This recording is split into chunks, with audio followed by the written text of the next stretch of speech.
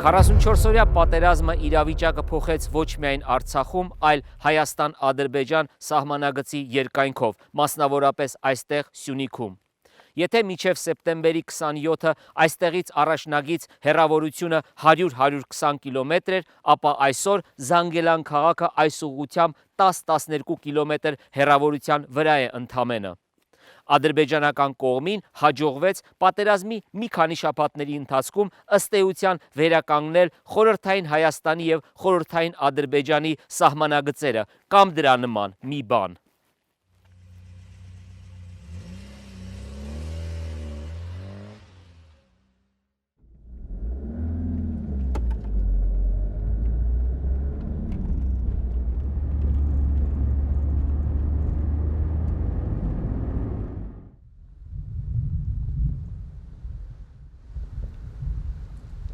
Մինչև սեպտեմբերի 27-ը ուրիշ կյանք էր, ուրիշ կյանքով էինք ապրում, մեր հոգսերով, մեր զարգացման ծրագրերով, գյուղը մթնոլորտ ուրիշ էր,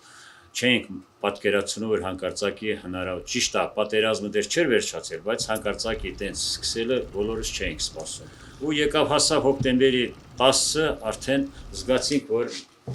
մեզ էլ է հասնում, մեզ էլ է մոտիկանում արդեն, մենք էլ ենք զգաստանում։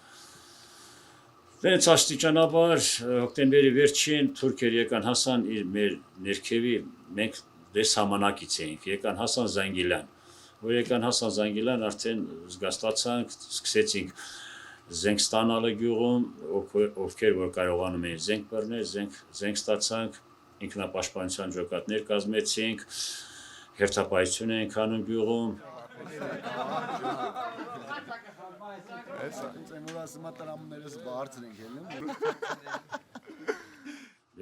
Շոտակի աշխարհագրական դիրք է, հարևանդ անկախնանես ով է, ինչ է, եթե ուզում ես ապրես, պիտի մի ձևի ապրես, թե կռվով, թե համերաշխությամբ, թե բանով, պիտի հարմարվես ապրես։ Դե հետագայում ինչ կորոշվի, ինչ ստատուսով կլինի, ցույց կտա ժամանակը էլի։ Ճիշտ է, այդ ճշնամանքը չի հանվի ոչ մի ձևի, բայց որ հարևանեն ես ձևի պիտի որ ասում ոչ թե յոլա գնանք, այլ պիտի ապրենք, բայց որ ճանապարհ տան Թուրքիային, Նախճեվանի եկել Ադրբեջանի միջով, որ մեր Սյունիքով ճանապարհ գցեն, դա էլ է իհարկե ահագին վտանգի առաջ են կանգնում։ Իհարկե վտանգի առաջ են կանգնում, ճանապարհը որ տան իրանց ուզած ձևի, իրանց ուզած մեքենաները, իրանց ուզած բանով իրանցն է լինելու։ Դե արդեն մտահոգվելու է, որովհետև եթե մոտենում են մեզ, մի քիչ մտահոգվելու է։ Եթե ապահովություն լինի, էլի մինչև հիմա ոնց էինք ապրում ստեղ,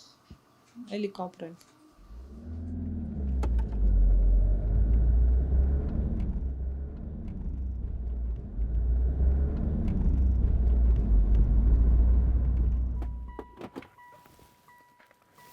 Խորհրդային տարիներին և անկախության առաջին շրջանում Գորիսից Կապան, ապա մինչև Ծավ գյուղ ավտոճանապարհը անցնում էր Ադրբեջանի սահմանի երկայնքով, իսկ որոշ տեղերում ուղղակի մտնում էր Ադրբեջանի տարածք։ Նոր պայմաններում ինչպես է ապահովվելու այս ճանապարհի և ընդհանրապես մարդկանց անվտանգությունը։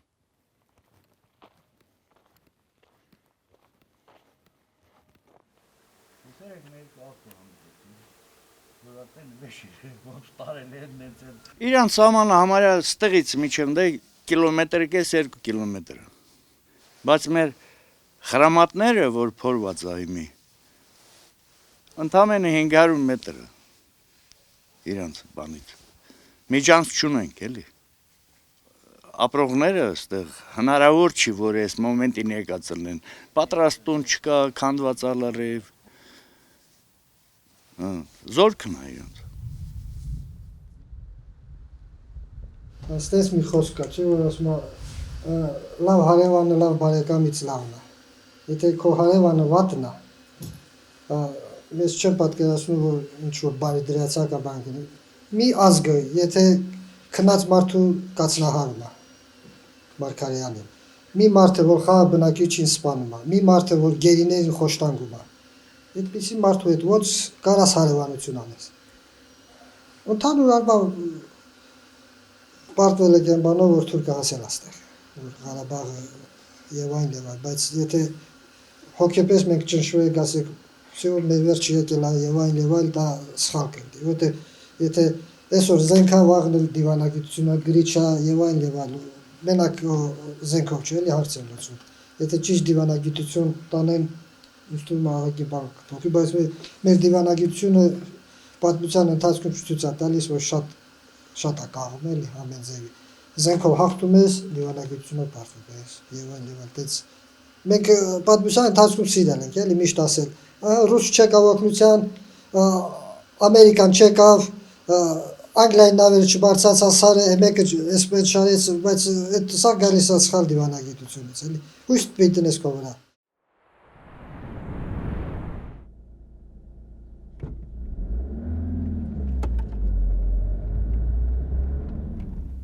Բոլոր ժամանակներում, որքան որ եղել է հայի եւ թուրքի, հայի եւ ադրբեջանցու հակասություն, գլխավոր հարցը կարծես թե եղել է ճանապարհը։ Միշտ վտանգվում էին ճանապարհները, բոլոր տեսակի դավադրությունները, ճանապարհները փակելը, ճանապարհներին թակարդներ լարելը հատուկ է եղել այդ ժամանակներին։ Նման բան եղել է նաև մեզ մոտ եւ Սյունիքում, հատկապես 1905-6 թվականների հայ-թաթարական բախումների ժամանակ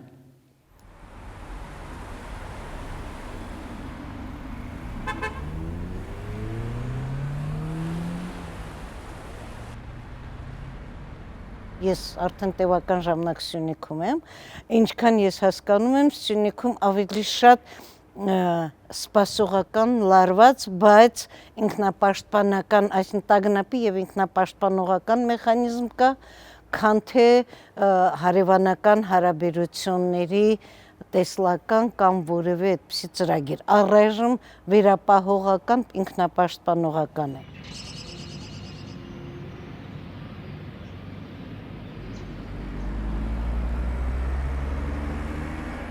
Մեզ համար ճանապարհների անվտանգությունը կարծում եմ գլխավորն է 88-ից 91 թվականին մինչև հիմա էլ անհայտ են մնում բազմաթիվ սյունեցիների, ղափանցիների ճակատագրեր, որոնք անհետացան այդ ճանապարհին։ Գիտեք, եթե մենք ապրեինք քաղաքակրթության բարձր մակարդակի վրա գտնվող տարածաշրջանում ճանապարհները ցանկալի էին, ընդհակառակ ուրիշ տեղերում կռիվ են տալիս, թե ինչու ճանապարհը մեր վրայով չի անցնում։ Հին աշխարհում էլ է եղել։ Հին աշխարհում նույնիսկ պայքար եղել ճանապարհը որտեղով է գնում։ Դարեի ճանապարհից սկսած,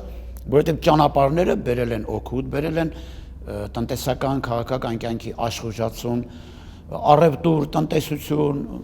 մարդկանց բարեկեցությունը բարձրացել են։ Բայց չեմ կարող ասել, ինչ է սպասվում, մարգարեություն անել ով կարող է, բայց որ մենք եւ ադրբեջանցիները դատապարտված ենք ապրել միմյանց հարևանությամբ, որ մեզնից որևէ մեկը չի հեռանալու այս տարածքից, դա միանշանակ է։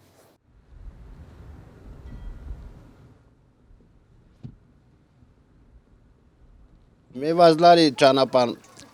ոնց են փակում, կանայք էին գալիս ճամփին մեջը կաղնում, որ ասեք մեքենան Գորիսից միշտ գնում է Ղափան, գրուզ բարձելու։ Ճանապարհ փակում, ճանապարհը մարդկանց գլխով պիտի անցնեք, դուսենք եմ տղերք որ քաշեն, մարդիկ արդեն քարա, բանա թխում են, բան են անում։ Մենք հա ճամփեն չէին էլի զորra պիտի անցնեն, այդ ձևի պիտի անցնեին։ Ու տենց կամաց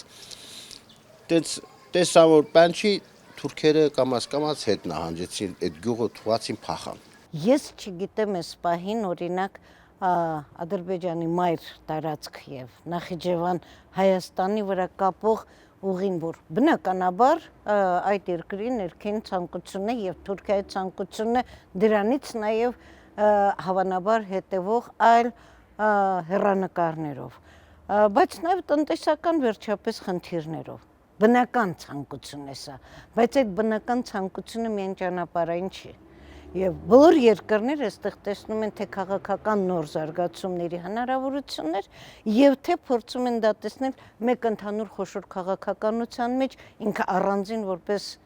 դետալ էլեմենտ ինչ դեր է խաղալու։ Առաջներում շփումը շատ ուժեղալ է, լավ է։ Ասեք, Էվազլարից գալիս են ստեղ դբրոց։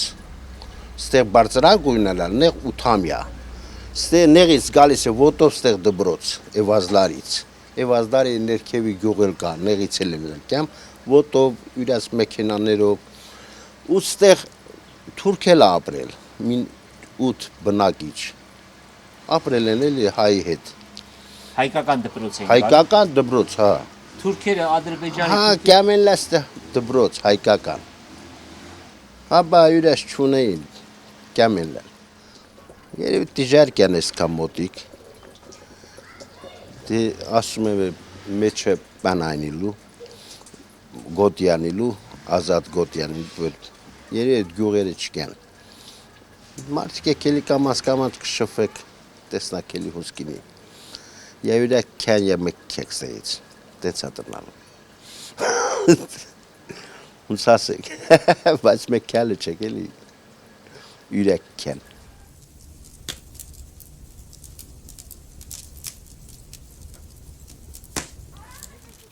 Այդ թուրքերը մեկ էլ ստեղ հայերը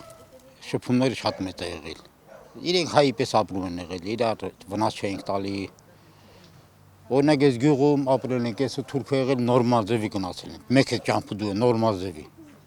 Վատ բան չեք հալի իրաց հանդեպ։ Ես պատկերացնում եմ, որ իրենք չեն էլ գատել։ Մեզնից կվախենան 100% էլի։ Էվադլար աբսոլյուտի չեն գա։ Էդի կյանքում չհավատաս էլի, Էվադլար, Շորնոխի, ասեք Չայզամի, այդ տեղերը գյուղեր կա։ Կարող է տեղերանք մի քիչ հեռու է գան, բայց տեղերանք անհավատալի որ։